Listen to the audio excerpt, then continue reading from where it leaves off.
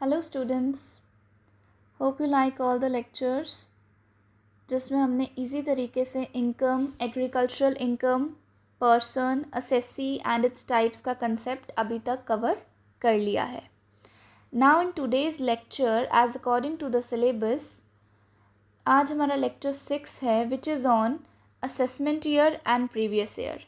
सो आज इसको भी हम इंटरेस्टिंग वे में समझने की कोशिश करेंगे. So what is assessment year? The assessment year is the year that comes after the financial year. अब इसमें होता क्या है, इसको एक समझने का एक कंसेप्ट होता है. हम एक जगह रखते हैं प्रीवियस ईयर और एक जगह रखते हैं असेसमेंट ईयर. प्रीवियस ईयर वो ईयर होता है जिस साल में हमने पैसा कमाया. अब जिस साल में हमने पैसा कमा लिया उसका जो अगला साल होगा उसको हम बोलते हैं असेसमेंट ईयर. तो असेसमेंट ईयर कौन सा साल हो गया जो प्रीवियस ईयर के बाद आता है. प्रीवियस ईयर या तो फाइनेंशियल ईयर के बाद आने वाले साल को हम असेसमेंट ईयर बोलते हैं. अब हम इस साल में करते क्या हैं, हम इस साल में जो प्रीवियस ईयर में हमने पैसा कमाया होता है उस इनकम के ऊपर हम टैक्स लगाते हैं और इनकम को असेस करते हैं कि कितनी इनकम के ऊपर जो है वो टैक्स लगेगा.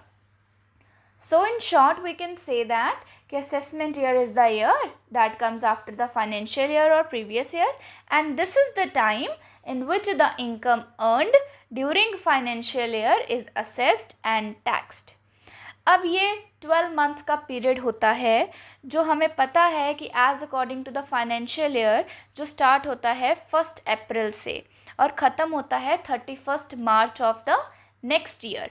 सो इसी तरीके से असेसमेंट ईयर भी स्टार्ट होता है 1 डे ऑफ द अप्रैल से और ख़त्म होता है 31 March of the next year में. सो ये इनकम टैक्स एक्ट के अंदर सेक्शन 2 सबसेक्शन 9 के अंदर डिफ़ाइन किया गया है कि असेसमेंट ईयर एग्जैक्ट में होता क्या है. अब फॉर एग्जांपल एक एग्जांपल लेके समझते हैं. सपोज़ मिस्टर राम जो है वो एक्स कंपनी में काम करते हैं, ठीक है.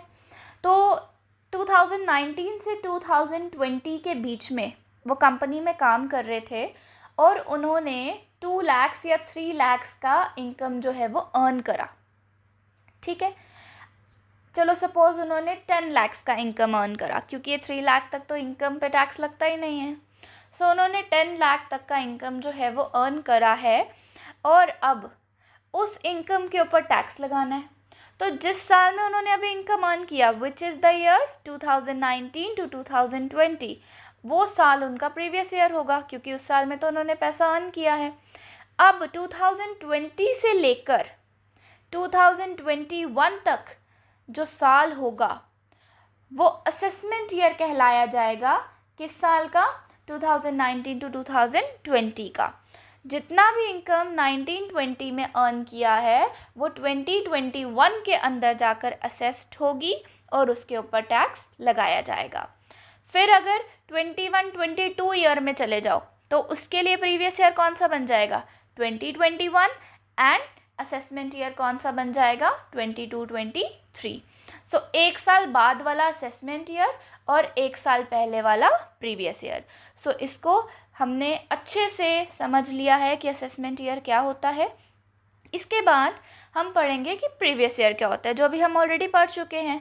Previous year is the year immediately preceding the assessment year. उसका हमने पढ़ा कि असेसमेंट ईयर जो है फाइनेंशियल ईयर के बाद आता है. इसमें हम पढ़ रहे हैं कि असेसमेंट ईयर से जो पहले आता है उसको हम प्रीवियस ईयर बोलते हैं. प्रीवियस ईयर को फाइनेंशियल ईयर भी बोला जाता है और ये वो साल होता है जिसमें हम पैसे को अर्न करते हैं, इनकम को अर्न करते हैं. बेसिकली ये भी उसी तरीके से 1 अप्रैल को स्टार्ट होता है और नेक्स्ट ईयर के 31 मार्च को ख़त्म हो जाता है. बट कुछ केसेस में क्या होता है, न्यूली सेटअप बिजनेसेस जो होते हैं, जो इम्पॉर्टेंट नहीं है कि वो 1 अप्रैल को ही बिज़नेस सेटअप होगा.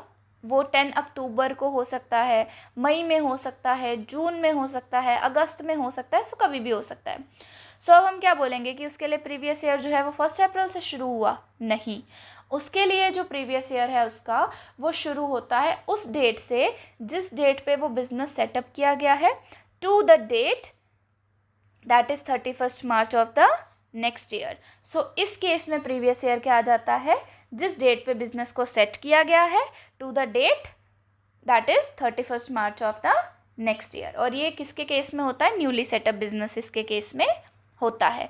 अब कुछ एग्जेम्पशंस आ जाते हैं जब इनकम टैक्स एक्ट के अंदर लिखा गया है। अब कुछ ऐसे एग्जेम्पशंस हैं जब प्रीवियस ईयर की इनकम को प्रीवियस ईयर में ही टैक्सेबल जो है वो किया जाएगा। उसमें 5 केसेस आ जाते हैं। Shipping business of non resident.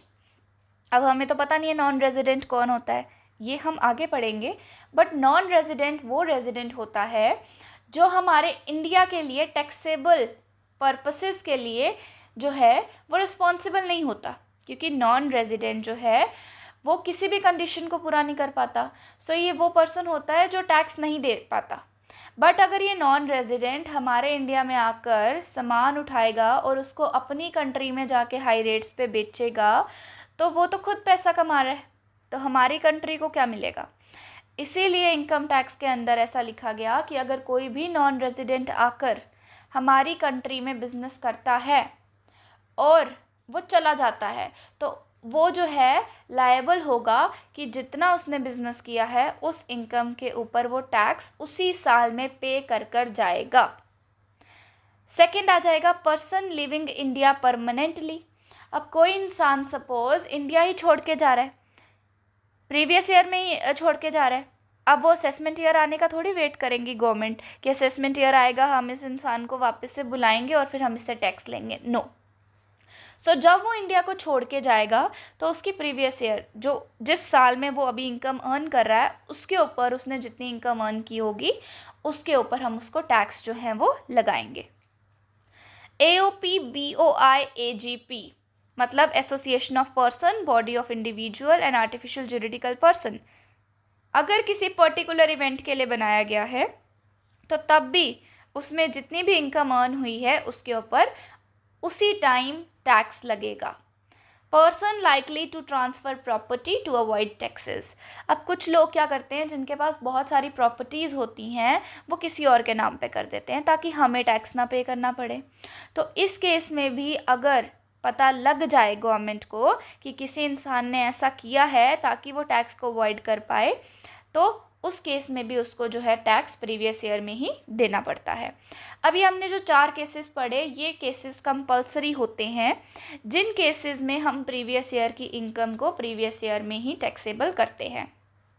Last case optional होता है क्योंकि ये यूजुअली नहीं होता। डिसकंटिन्यूड बिजनेस कि किसी ने बिजनेस खोला और उसने 1 साल के अंदर अंदर ही बंद कर दिया, ठीक है। सो ये 5th केस अगर ऐसा होता है कि कोई इंसान ने सपोज 6 मंथ्स के लिए बिजनेस खोला, उसने इनकम अर्न कर ली और फिर 7th मंथ में बिजनेस जाके बंद कर दिया, then he is liable to pay the tax. But ये बहुत रेयर केसेस में होता है क्योंकि यूजुअली ऐसा होता नहीं है, इसीलिए हम इसको ऑप्शनल केस में रखते हैं।